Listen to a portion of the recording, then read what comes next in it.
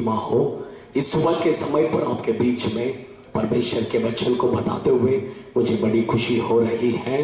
आज के दिन के लिए प्रभु ने हमें दिया हुआ वचन यही है कि भजन संहिता 23वां भजन संहिता उसका पहला वचन से लेकर तीसरा वचन तक मैं आपके लिए पढ़ता हूं। आप अच्छा ध्यान से सुनिए। यहोवा मेरा चरवा है, मुझे कुछ गति ना होगी। वह मुझे हरी हरी चराइयों में बैठाता है। वह मुझे सुखदाई जल के झरने के पास ले चलता है। वह मेरी जी में जी ले आता है।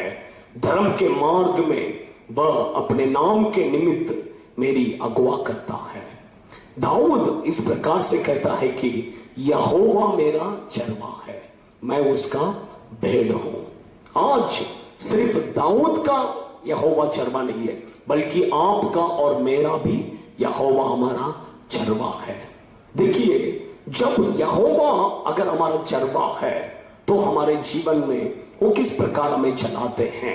एक ही पॉइंट है, देखिए तीसरा वचन में लिखा है कि वो धर्म के मार्ग में हमें चलाते हैं। देखिए, अगर परमेश्वर आपका चरवा है तो वो परमेश्वर आपको धर्म की मार्ग पर आपको क्या करेगा, चलाएगा। देखिए, धर्म के मार्ग बोलेंगे तो वो किस प्रकार का मार्ग, उस मार्ग कैसा रहेगा। एक 4 पॉइंट सिर्फ मैं आपके बीच में जल्दी से जल्दी बताकर मैं खत्म करूंगा। ये बहुत अच्छा एक संदेश है। पहला, मत्ती सुसमाचार की किताब 3 अध्याय 15वां वचन में आप पढ़कर देखिए। बपतिस्मा एक धार्मिकता है करके बाइबल में दिया है। यीशु मसीह कहते हैं कि यूहन्ना बपतिस्मा को देखकर इस प्रकार सब धार्मिकता को हम क्या करना है, पूरा करना है। तो उस धार्मिकता के मार्ग में पहला शुरुआती कहां से होता है, बपतिस्मा। अच्छा ध्यान से सुनिए। इसलिए प्रभु के बच्चे लोग, जब आप पिता पुत्र पवित्र आत्मा के नाम से डूब कर बपतिस्मा लेते हैं, मन फिराकर जब बपतिस्मा लेते हैं, उस समय पर आप अपने पाप के मार्ग को छोड़कर धार्मिकता के मार्ग में चलने के लिए क्या कर रहे हैं, शुरू कर रहे हैं। इसलिए बपतिस्मा बहुत जरूरी है। दूसरा, पहला यूहन्ना की किताब 3 अध्याय 12वां वचन में लिखा है कि कायिन और आबेल के बारे में लिखा है। कायिन अधर्मिता और आबेल का जो काम क्रिया है वो धार्मिकता था कर बाइबल में लिखा है। अच्छा ध्यान से सुनिए। देखिए, परमेश्वर के बच्चे लोग, कायिन और कायिन का और आबेल का भेंट के बारे में प्रभु कहते हैं कि उसकी क्रिया धार्मिकता था कर उसने, देखिए कायिन ने भी प्रभु को भेंट लाया, आबेल ने भी प्रभु को भेंट लाया, लेकिन कायिन का भेंट को प्रभु ग्रहण नहीं किया। और कायिन को देखकर प्रभु कहता तू अधर्मी है करके, लेकिन आबेल का भेंट को प्रभु ने ग्रहण किया और उसके क्रिया धार्मिकता था कर लिखा है। क्यों ऐसा है? क्योंकि उसने पहलौटा, दान देना बड़ी बात नहीं है, प्रभु को पहलौटा देना है। आपका सैलरी आते ही पहला प्रभु के लिए देना है, वही पहलौटा है। देखिए, परमेश्वर के बच्चे लोग तो प्रभु वही चाहते हैं। देखिए, वही धार्मिकता का क्रिया है। देखिए, दूसरा पतरस की किताब 2 अध्याय 8वां वचन में देखेंगे, लूत के बारे में वहां पर लिखा है। लूत जो है उसका हृदय धार्मिकता से भरा था करके लिखा है। क्यों प्रभु ऐसा कहते हैं? देखिए, वचन में लिखा है कि वो वचन आप पढ़कर देखेंगे तो आपको समझ में आएगा। देखिए, सोदोम गोमोरा में लूत रहता था। उसके चारों तरफ से रहने वाले सब के सब पाप कर रहे थे, लेकिन लूत जो है अपने आंखों से उसे देखता था, अपने कानों से उसे सुनता था और उसके हृदय में बहुत पीड़ित होता था। प्रभु के बच्चे लोग, आज पूरे दुनिया में बहुत पाप बहुत ज्यादा बढ़ गया है।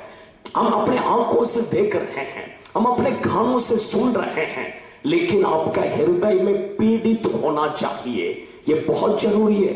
धार्मिकता के मार्ग में चलने वाले जब पाप के बारे में सुनते हैं, जब पाप को देखते हैं, उनके हृदय में पीड़ित होकर वो प्रार्थना करना चाहिए।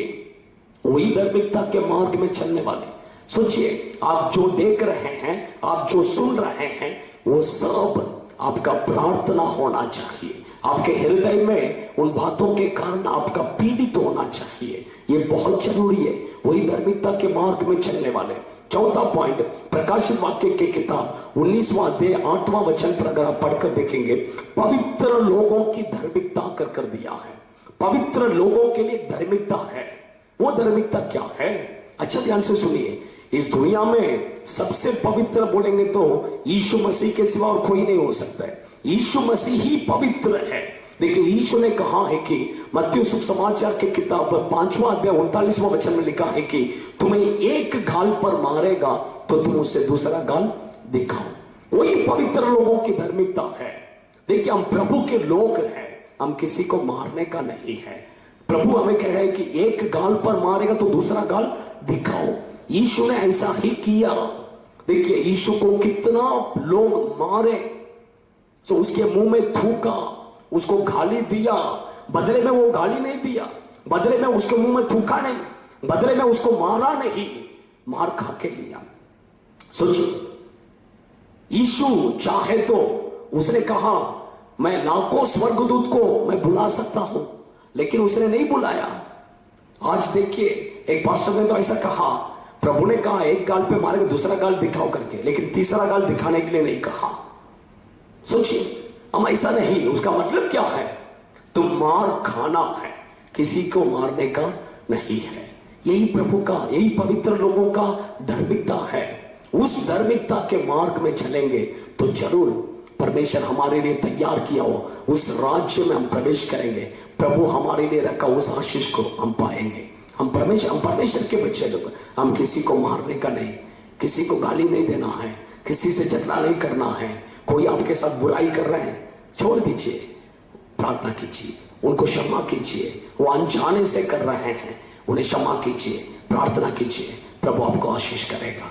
आइए हम प्रार्थना करेंगे। स्वर्गीय पिता, हम आपको धन्यवाद करते हैं प्रभु परमेश्वर, आज आपने आपके वचन के द्वारा हमसे बातें किया प्रभु परमेश्वर। आपके बच्चे लोग भी धार्मिकता के मार्ग पर चलने के लिए आपके बच्चों को सहायता कीजिए। 4 पॉइंट आपने कहा प्रभु, उस पॉइंट के मुताबिक आपके बच्चे लोग अपने जीवन में धार्मिकता के उस मार्ग पर चलने के लिए मदद कीजिए, आशीष कीजिए, यीशु के नाम से। God bless you.